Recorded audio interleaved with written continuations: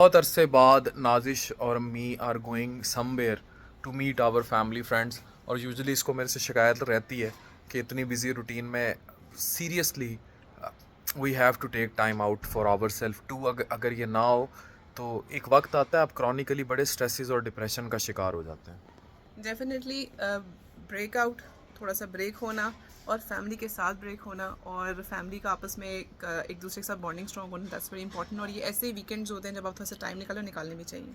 हाँ, और मेरा वीकेंड भी बड़ा बिजी होता है, बहुत सारे और काम फंसे होते हैं मीडिया के अलावा, जो हॉस्पिटल मेडिकल पेशेंट्स के बड़े काम। मैं जितनी कोशिश करता हूँ कि मैं संडे फैमिली के लिए रखूँ, उतना ही मेरे लिए टफ़ टाइम होता है। तो ये मैसेज उन तमाम लोगों के लिए भी नसीहत है।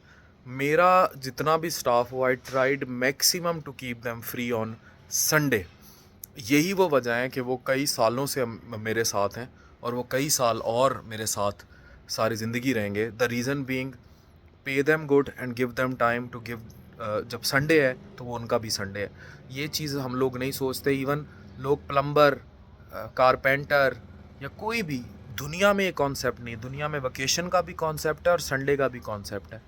हमारे यहाँ ऐसा कुछ नहीं। हाँ, बीइंग अ डॉक्टर अगर आपको इमरजेंसी है, रिस्पॉन्सिबिलिटी है, तो वो तो आपने ईद के दिन भी जाना है। लेकिन अदरवाइज़ खाम खा आप आपको family time out is very important, जो हम इग्नोर कर रहे हैं अपनी सोसाइटी में, आप सब। और वो ओवरसीज़ जो मुझे देख रहे हैं, जिन्होंने 2-2 साल से अपनी बीवियाँ यहाँ फेंकी हुई हैं, what you people are doing is a question mark. Definitely, totally agreed.